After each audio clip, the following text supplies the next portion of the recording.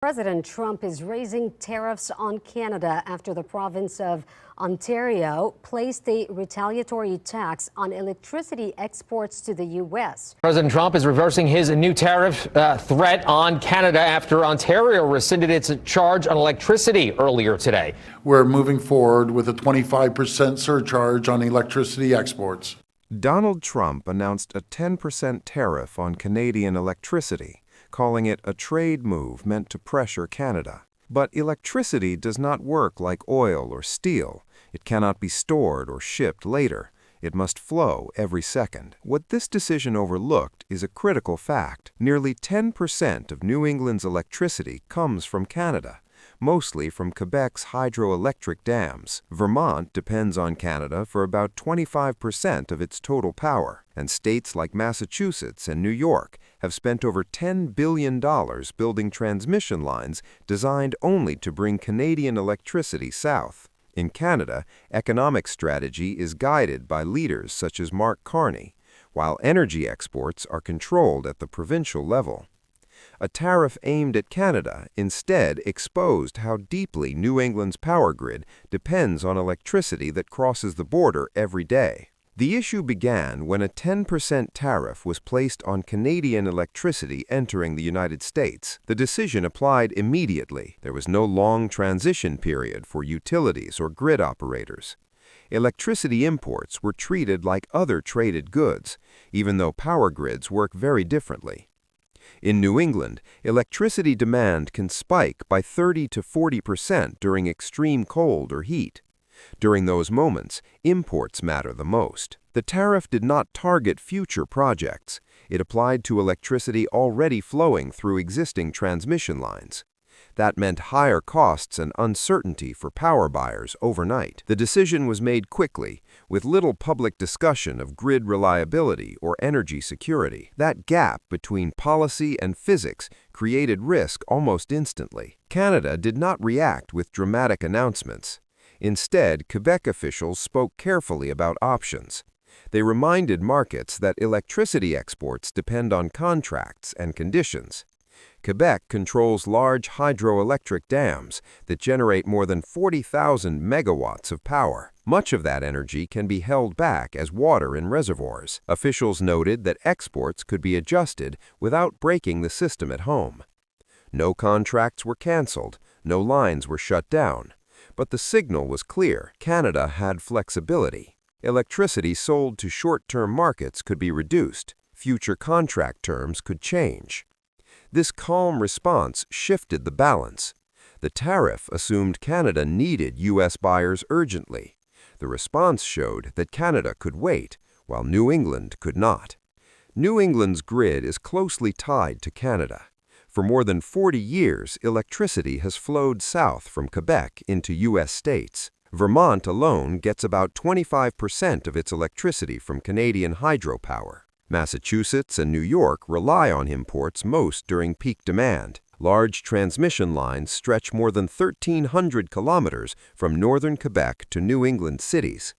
These lines were built to be permanent. They supply power every day, not just in emergencies. Local power plants depend on these imports when fuel prices rise. During winter cold snaps, Canadian electricity helps prevent price spikes. Over time, this system became essential. It was built on the belief that the relationship would remain stable. The financial scale behind this relationship is large. New England and New York have spent more than $10 billion building transmission lines designed for Canadian electricity.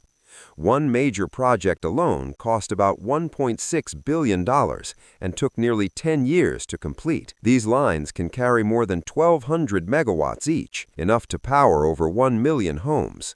Long-term contracts lock in deliveries for 20 years or more. In return, states expected lower prices and stable supply. Canadian electricity exports to the U.S. have generated between $1 billion and $3 billion per year, depending on market conditions.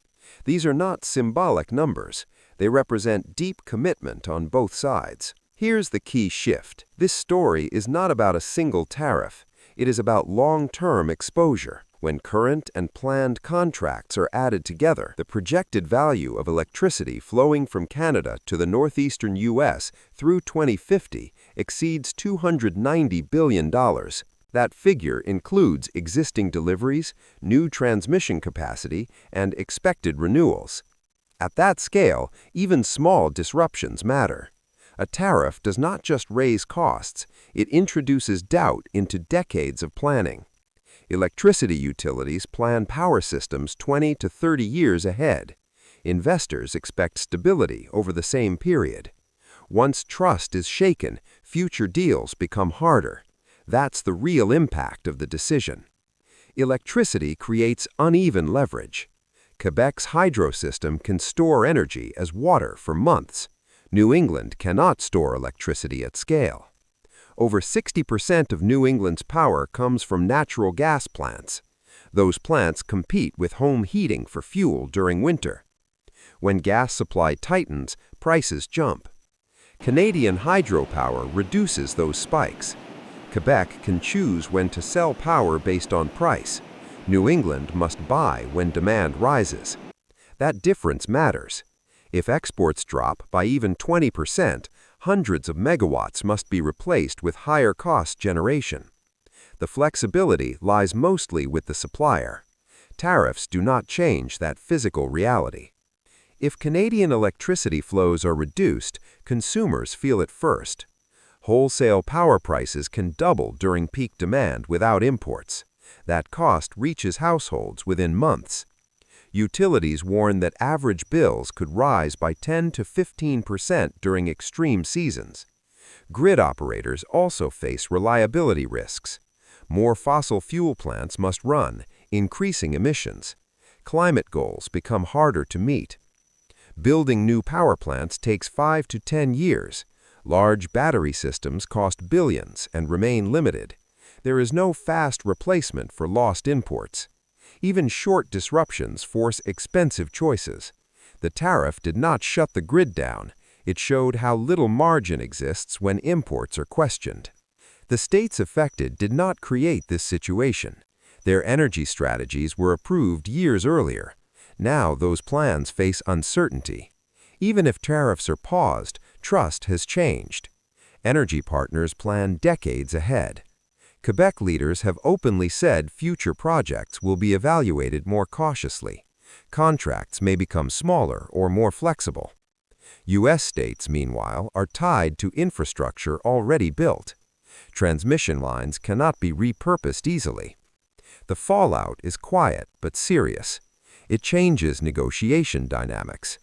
Energy cooperation depends on predictability. Once that weakens, costs rise slowly over time rather than all at once. Right now, power still flows. Homes are lit, businesses run. But the assumption behind the system has changed. A tariff meant to show strength revealed vulnerability. Electricity systems respond to physics, not politics. New England's grid depends on cooperation that took 40 years to build. That trust can weaken much faster. The long-term risk is not blackout tomorrow. It is higher costs, weaker planning, and fewer options later. Energy security depends on stable relationships. When those are tested, the consequences last far longer than any single policy decision. This situation is a reminder. Power grids do not forgive uncertainty easily.